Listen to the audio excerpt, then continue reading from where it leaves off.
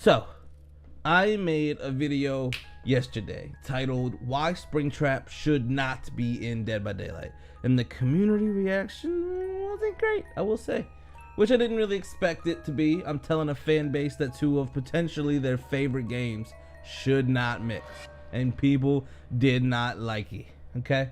Which at first I dismissed as fanboys not wanting to hear other opinions. But now I've considered, I've thought, and you know, I might have a different opinion. Now the main arguments I put forward are: one, SpringTrap's only fear mechanism is jump scares. And jump scares are not only cheap, but after a while completely ineffective. And two, the game Five Nights at Freddy's is kind of childish and kind of below DVD as far as licensing goes, considering Michael and, you know, Freddy and Bubba and, you know, just a whole thing of things. Now, obviously at the time of recording that, I really did believe those to be true. However, after reading the comments, I now get how the springboard could fit in Dead by Daylight, and that's what I personally am here to talk about today. Now to start, I think the SpringTrap would work as a name for him. However, that's a little too on the nose for the devs. You know, they usually like for Leatherface, they did the Cannibal. They usually like to have a subtitle that's not the actual name of them. So maybe the SpringTrap wouldn't work. You can let me know in the comments what you think it could be. However, his power, I feel, is very conceivable. Okay? Now, his power really should be tied into the generator count. Now, I don't know if that should mean more. You wouldn't. My initial thought is, you know, it could either be more gens is stronger and then it kind of gets weaker as the gens get popped, or vice versa.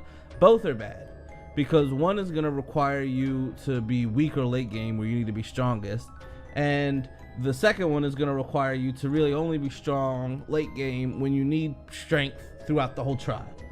So I do still think they should do something with the gens, because gens obviously give, you know, power up the exit gates, and with it being an animatronic, I feel like the powering up of the map should, you know, convert into him somehow, right? There is a perk called Fire Up, which kind of has a similar thing to what I'm thinking. My idea could be a little more personal and unique to the character than just like general buffs. It could be, you know, but that's just an idea. I know power resource conservation is key in the Five Nights at Freddy's games, especially in the harder difficulties. So I would hope they'd be able to add some sort of mechanic like that that would transfer over quite nice. Now the jump scare thing has to get worked into. There's literally zero chance of them doing a Five Nights at Freddy's chapter without a jump scare-ish, okay? Now you can have it worked into maybe the closer a gen is to getting fully progressed, the smaller tear radius that Survivor will experience, because, you know, they're working on a gen that's at 90, maybe then he'll only have a fucking 6 meter tear radius. I don't know. They could do a lot of things to really push this boy as unique, but still the same character we all know. Now, they would have to take liberties that would be untrue to the character, because it couldn't just be jump scares, like I was pointed out to. Fair enough. But they'd have to do something with it. And as far as the map, I feel is obvious, but it might not be obvious to all.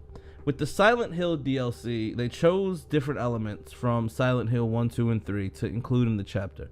They got the elementary school from 1, the killer from, not the killer, but one of the antagonists from 2, Pyramid Head, who's only in Silent Hill 2. And then they have the girl, Cheryl Heather Mason from 3, right? Now they could do something similar here. Five Nights at Freddy's 1, Freddy's Pizzeria, or whatever it's called, could be the spot. An offering being a reference to the second game, and then the killer being the tie to the third game, the OG3 all together.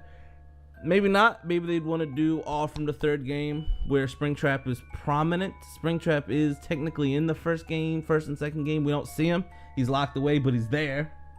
Okay. I do still believe it would be a survivorless chapter, 100%, just because of the nature of the game. But or nature of Five Nights at Freddy's, I mean, just with the completely characterless protagonist that you play. You literally are not even hands. So, you know, but I do think, even without a survivor, if they did a killer plus a map, it would be great. Okay, for the Stranger Things, we got 2 survivors, so that can fill a slot. We have more survivors than killers in general right now, so I don't really think that's a big deal. But I really kind of think it could work.